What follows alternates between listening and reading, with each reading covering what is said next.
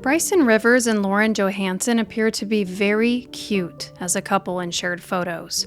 Lauren was 22 years old, Bryson 23.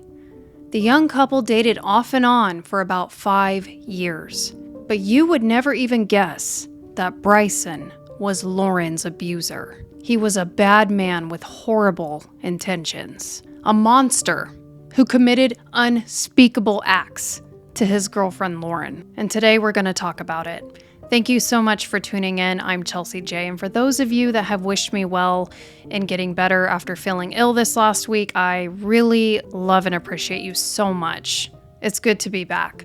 Let's dive into the case of Lauren Johansen. Now, Lauren Johansen's father is a very respected orthopedic surgeon named Dr. Lance Johansen. When asked about his first impression of this guy, Bryson, he said, "It wasn't good." Lauren was a popular young lady in school, and her love interest, Bryson, was the star football player on his high school football team. Now, Dr. Lance, with his discomfort about his feelings of Bryson, he let Lauren know how he felt. Lauren was never hit or spanked by her parents growing up, so naturally Dr. Lance Johansen did not feel that his daughter Lauren would tolerate such behavior from anyone. He had raised her to be kind and loving, and expecting so much from anyone that crossed her path in return. Lauren, in fact, was quite brilliant as a young woman. She was following in her mother's footsteps of becoming an RN, and well on her way after that to becoming a nurse practitioner. Lauren would love and help anyone that she could.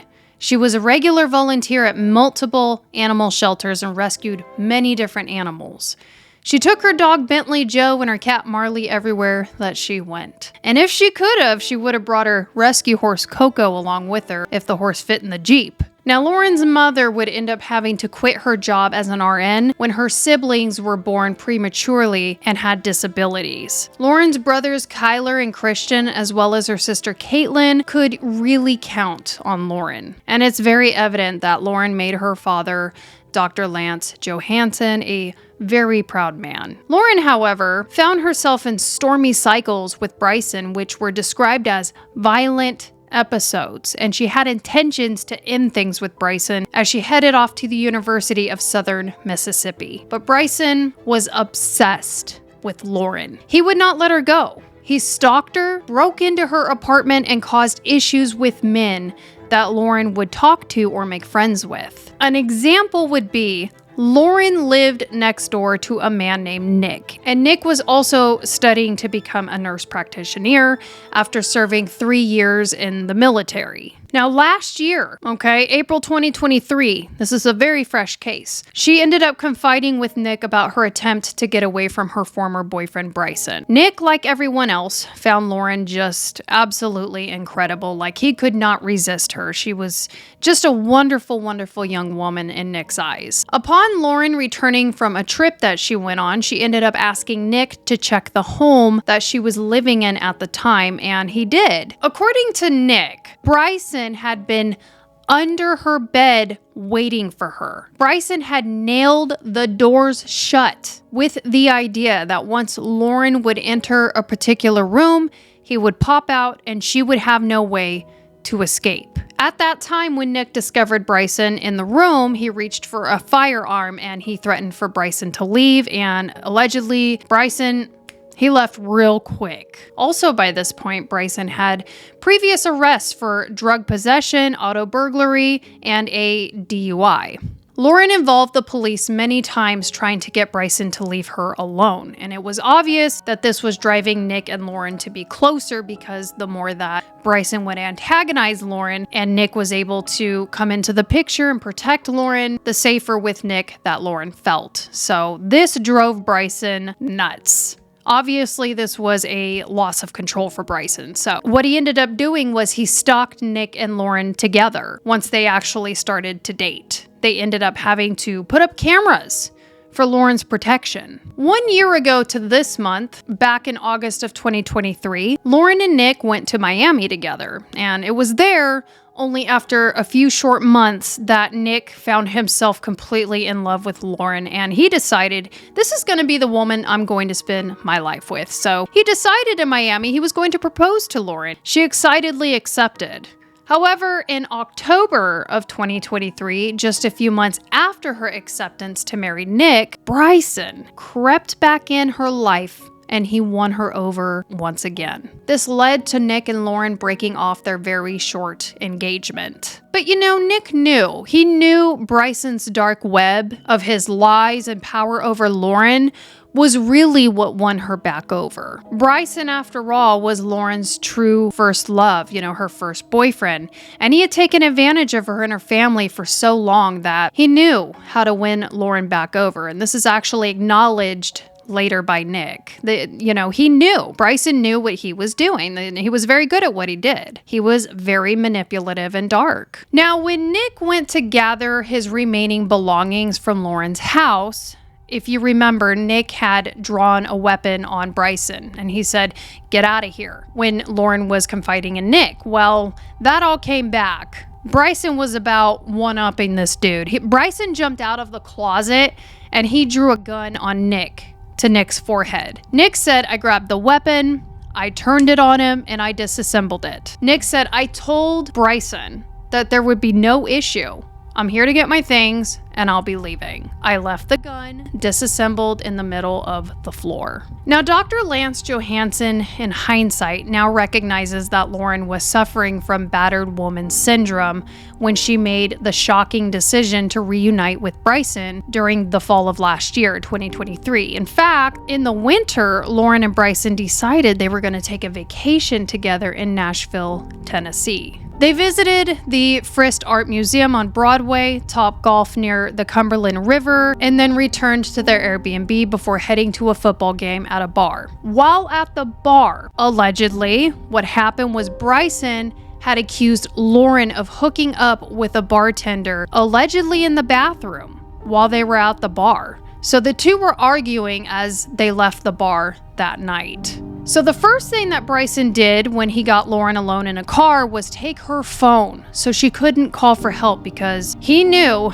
that Lauren was gonna need it. He trapped her against her will inside the car. He started beating on her as he was driving, and then he parked the car and he tortured her physically and violently. By the time that Lauren's body was discovered, she was still alive, but she was beaten within an inch of her life. Lauren's hair had been pulled out.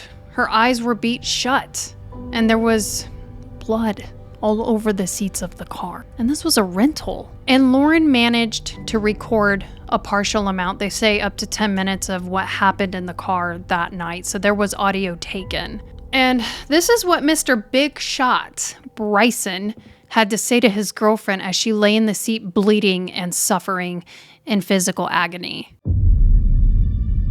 "Hey, I'm gonna be real with you," Bryson Rivers calmly stated as his defenseless, beaten, and bloody girlfriend Lauren Johansen cried from within the car of the Nashville parking lot. "If you move at all tonight from the spot that you're at, I swear you ain't waking up tomorrow morning. So I suggest that you cooperate and calm down." He continued, "All I gotta do is drive 15 minutes outward, and I can drop you off in the woods, and no one will ever see you again." And he continued to say horrible and cruel things to her like, "It's hard for me to repeat, but in order to give value to the true crime, to the story, it's something that we have to talk about. It's something that we really have to talk about." So he said, "I literally scheduled marriage counseling for us. Do you realize that? Bite me, bitch. I dare you." It was said that he beat her up to 100 times for over an hour, and then he eventually started suffocating her. And he said, "Your head is swollen like an effing bowling ball. Explain yourself. Explain why you did that tonight. I want an explanation." It's said that several calls from Bryson to his mother were made after 10 p.m. that night, and it was his mother that ended up calling the police and tipping off their location. So, as you can imagine, the police arrived barely on time. They were way late to this, but in order to spare her life, it was like right on time, right before right on time. So police arrived where they found Bryson on top of Lauren, and his face was covered in her blood, you guys. He was not injured. Her stuff was everywhere, all over the car, on the gun. that he used to hurt her, all over his hands, his face, the seats, all over her. Lauren was wearing nothing but her bra and panties when she had been banging on the window for help. And she was calling out. She wanted to see her father. She wants her dad, Dr. Lance Johansen. Later, Dr. Lance Johansen would face watching his daughter come out of the car and cry and ask for her father on the police footage that night. He would end up seeing that, and then he would end up hearing the audio before police even arrived of what his daughter was going through all by herself, trapped in the car with that monster. They arrested Bryson, and he was set at a bond of $250,000. He was being charged with aggravated kidnapping, aggravated stalking, and witness coercion. Now, after Bryson's arrest, this was very real for everyone, especially her father, Dr. Lance Johansen. At the preliminary hearing on December 18th of 2023, he said, "I told the court, the DA, and the judge, Judge Blackburn, which we'll talk about in a moment, that if Bryson were to get out, that he would definitely kill Lauren. If they let this guy out, he would kill." And Bryson also told others that he was going to kill Lauren, allegedly, too. So that high bond of $250,000 was placed. Restraining orders filed if he escaped, and Lauren and Dr. Lance Johansen were supposed to be notified if any changes were made, especially if Bryson were to ever be let out. They were supposed to be the first people to know. According to Dr. Lance Johansen, he said that this could have been a life sentence and that there was supposed to be a trial date set, but changes happened. March of 2024, Bryson's lawyers ended up asking Judge Blackburn to reduce his bond. By April 3rd of 2024, Judge Blackburn noted that there was a high likelihood of conviction due to a police body camera footage and audio recordings from within the car. So the two things that showed that she was being beat and she was beat up when the police arrived, and what she had recorded. Like, hello, look at the pictures of this poor girl. Hell yeah, that's enough to keep him behind bars. Guys, however, by late June of 2024, Judge Blackburn concluded that the bond could be lowered to $150,000 and that it was appropriate, noting that it does not appear that Mr. Rivers has any prior criminal history. Oh, but he did. Bryson had been arrested many times by this point. January of 2021 in Hancock County, Mississippi for his DUI. October of 2022 for auto burglary in nearby Harrison County.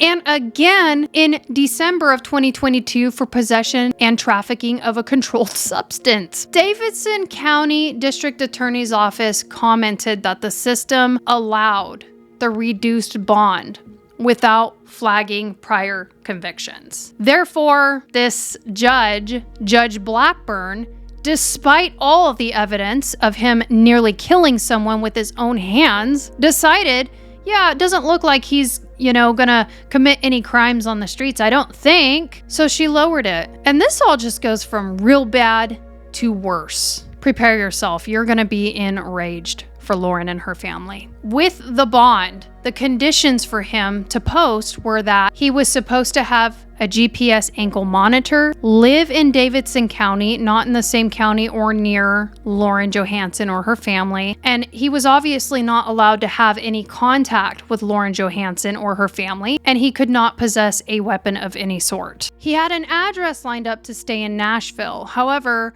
the clerk's office failed to send information to the sheriff's office about how Bryson should be released properly. Only part of that information made it through. So a bonding agent posted bond for Bryson on June 24th from Brooks Bail Bonding. And because the paperwork was not sent properly, no conditions came with the release. A statement was later released from a man named Sloss, the chief deputy clerk, and he said that someone in our office made a mistake. When the release was sent out to the sheriff, it did not contain the conditions that were outlined in the order, especially The portion talking about the person, Bryson, needing to have a GPS tracking device. At the very least, a copy of the order should always be sent and attached with any release. Our office made a mistake. Sloss, that's a pretty big mistake. So now you have Brooks bail bonding that has signed to get this guy out of jail without the proper notifications on how he's to be released and how this is all going to go. This is very dangerous. So everything's just a mess at this point. The judge has not accurately read his record because she said nothing came up. So letting a very dangerous guy go. And then also the conditions not being properly sent to the appropriate parties. So now the way that he gets to go, it's just a horrible,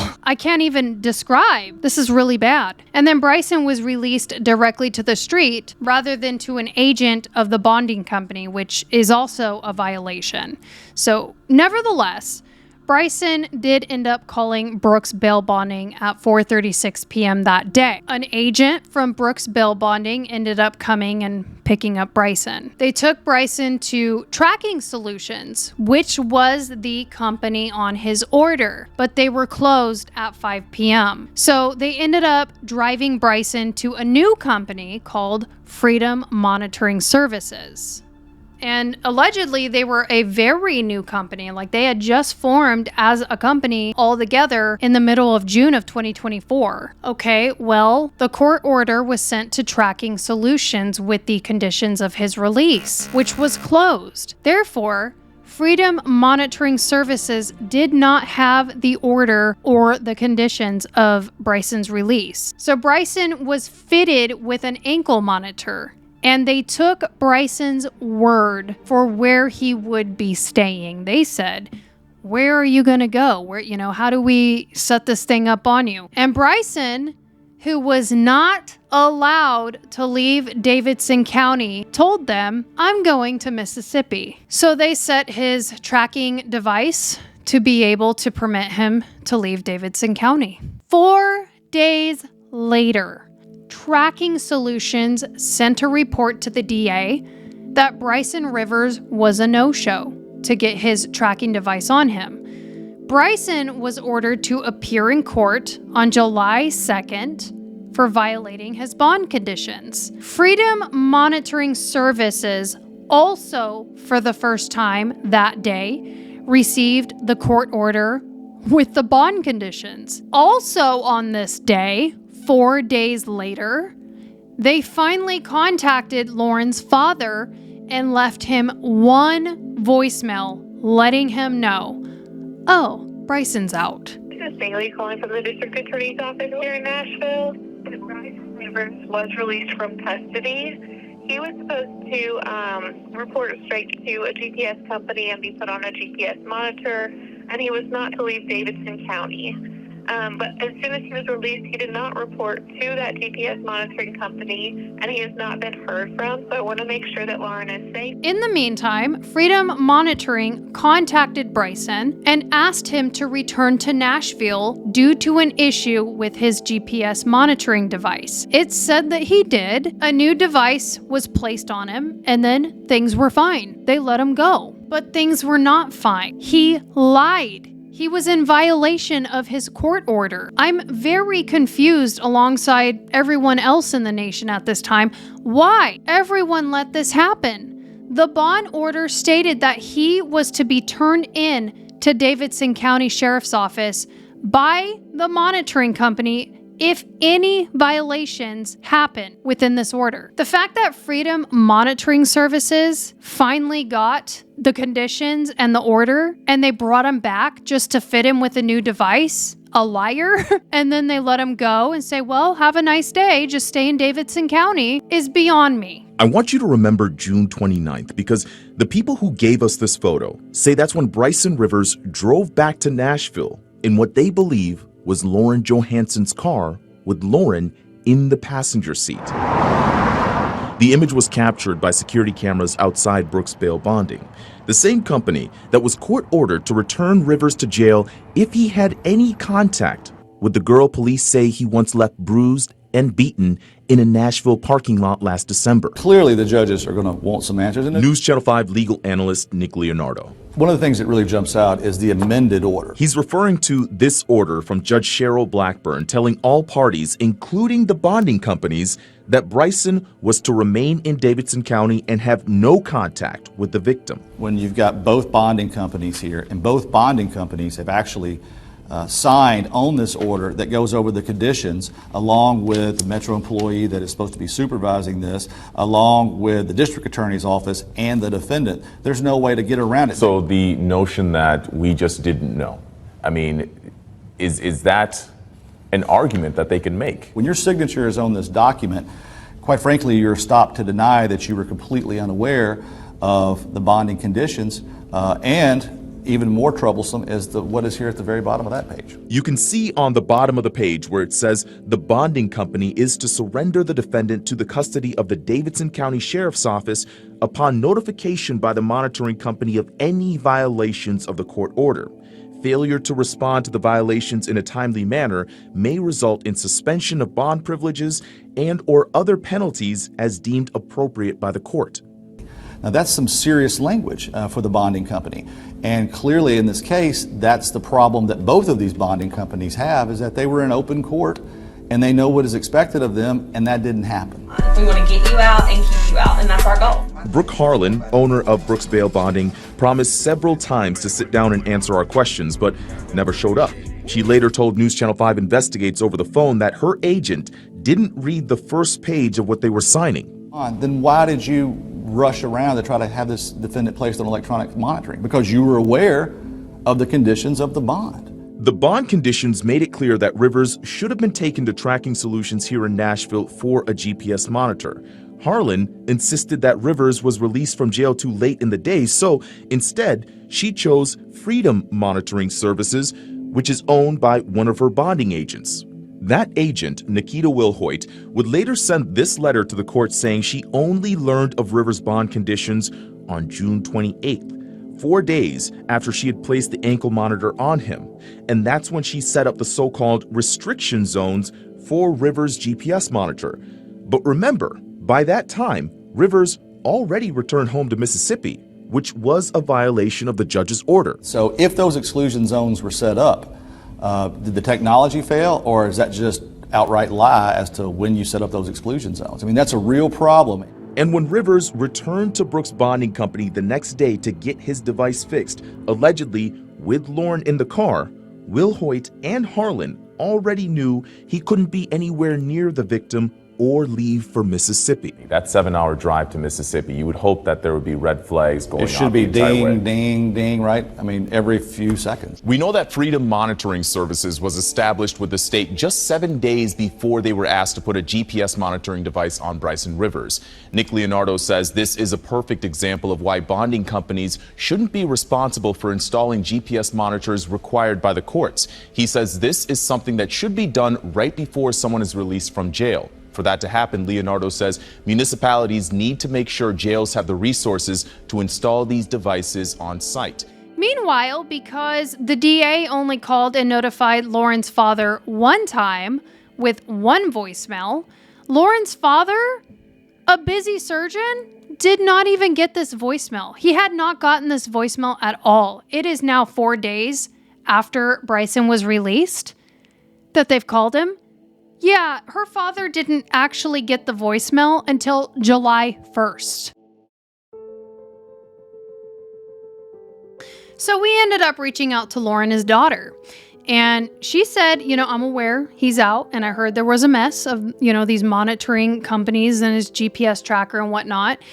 And according to her father, she was absolutely terrified for her safety. Later, her father was told about the camera footage of, Lauren being in the car with Bryson when Bryson drove her to Nashville to get his new monitor on. This is where her father believes that she was held under duress. He's like, when I talked to her, she was terrified of this guy. Like, he had beat the crap out of her. Like, naturally, she did not want to be near him. She was scared of him. However, right here is a great time to note that while Bryson was in jail for beating her within an inch of her life, that she was in contact with him and that she was telling him she loved him and that he was saying he loved her back and that he was being her puppet master. And he was telling her what to say, how to get him out of jail. I tell him I want to go into the army or the military, just say this and it'll be fine. And that's what they were doing while he was in jail. But here's the bottom line. Whether she was love bombed by this guy or suffering from battered woman syndrome, and she was really agreeing to all of this or not, if it was under duress, doesn't matter. And you know why? Because nobody did their part to protect her. There were so many people that were aware of the situation and how she was being treated, and they were called in a line of duty to protect her. There were several opportunities for people to keep her safe, even if she was young, and even if she was suffering mentally, and even if she was magnetizing back into his arms. There was so much opportunity missed here. Anyway, Bryson leaves town again. Obviously, he's with Lauren at this point, and he just goes back to Mississippi. July 2nd, the same day of his court appearance, he called Freedom Monitoring Services at midnight that day, July 2nd, and he said, yeah, I'm not going to make court. When I was there in December, I was promised that he was not going to ever be leaving jail, and if something was going to happen, they were going to let me know. And I thought that the trial was going to be sometime in July or August. Out of the blue, I get a call, actually a voicemail left, saying that Bryson's out. We don't know where he is. He doesn't have an ankle monitor, and we haven't seen him. So when I received this information, I just will be honest, I knew that she was going to be dead if I couldn't find her. Lauren's father received a notification her Life 360 tracker had been turned off. Lauren's sister, who she lived with at the time, said she wasn't at home and that the security camera at their front door had been destroyed, prompting Lauren's family to report the 22-year-old as missing. Around 10 a.m. on that same day of July 2nd, Freedom Monitoring said Rivers' battery started dying and he wasn't responding to messages throughout the day. So officials contacted his mother, who said she hadn't heard from him or seen her son. So the court then issued a warrant for Rivers for being in violation of court orders after they learned he had been in Mississippi since June 24th and on a GPS monitor with the wrong company. His last location before the monitor died showed Rivers was in Biloxi, Mississippi. But then the case would take a devastating turn as the Harrison County Coroner's Office said that same day Lauren was killed. You were there on the scene with the coroner, right? Yes, I was, Jesse. I can't explain to you the beating that this man did to my daughter. And beat her so badly that her skull and her face pretty much became fractured from the rest of her body. He basically beat her until her head, the front of her head came off. And no human being deserves to have this happen to them. Bryson Rivers has been arrested on charges of first-degree murder. Sad, sad, sad, sad. I studied this for a week. I had a dream about this case. It was like, I can't even imagine going on the rest of my life knowing that happened to my daughter. This is just one of those frightening situations where you wonder to yourself, as a parent, as a sister, as a daughter, you think about young women that you really love, be it in your family or somebody that's like family, a friend, and you wonder, based on a story like this, if there was anything you could have done. We have to realize that this man is a psychopath, because if he gets out, he's going to kill another citizen. And I have 100% confidence that justice is going to be served. What do you say to the women who are in abusive relationships like this? Sure. Well, this is called battered woman syndrome, and I've spoke up about this some. And it is a post-traumatic stress disorder. And they get coerced into thinking this relationship is normal. And they get blamed for anything that goes wrong, and they're not the one to blame. So if this is happening to any woman that is listening to what I'm telling them, get away from that person now and get help. You won't be strong enough to do this on your own. You'll have to have an advocate. You'll have to have somebody to help you, and somebody that can help, stand by your side when you have that urge to go back to somebody, because the pathology it's a compulsive thing. And it's called compulsive compliance. They'll do whatever the perpetrator tells them until the point that it becomes so escalated that the domestic violence ends up in a murder. And if any parent has been in this situation like I have, they already saw the warning signs. The warning signs aren't pretty, and you want your children, or maybe even it's your mother, your grandmother, anybody that's involved in this situation, you want the best for them, but you've got to be more firm with them. You've got to say, this is not right. You've got to stand up. You've got to do something. Because if you don't do something, nothing's going to happen. I wish I'd done more, and I've been kicking myself for weeks wishing I'd done more. And I'll just tell you that I took pictures of Charles Manson, and I put the pictures of Charles Manson, who is one of the worst serial killers known to human society. I put his picture next to Bryson's picture, and I showed my daughter that this is what you're dealing with. Hypoxemia, electrocution, or lethal injection. That's what this man deserves. This man's not done killing people. And if he has a chance, he'll kill somebody in jail. If they let him out, he'll kill somebody. So I think it's clear that this man's never going to see the light of day again unless he escapes. And I'm going to knock on wood, because this is the kind of person that can escape. He can take 4 steps and jump over that wall out there and get it right out of here. So, and there's nobody fast enough in this building to catch him, because he's got world-class speed. So the only thing he has going for him is he's too fast for anybody to catch him. Besides that, he's a scum of the earth. But we are a civil society. We have to keep these type of people that are not fit for society out of society. I really think that having no bond was a no-brainer. And let's just be honest, he's already broken bond twice, and he already got out of 1 attempted murder. So this man does not deserve a bond, because he does not have any rights any longer, because he is a murderer. He was out, as it was the prosecutor stated in court, he was out on bond for drug trafficking in Harrison County. Sure. And then he gets arrested, and that was in 2022, and then he gets arrested in December of 2023. It's amazing that his bond wasn't revoked elsewhere. I mean, he got there, like as you saw, Doctor, right before the judge, and she asked him if he was out on bond for anything else, and he said, not to my knowledge. Right, he straight up misled the judge. He knew he was misleading her. Yeah, he misled the judge here today. He misled the judge there before.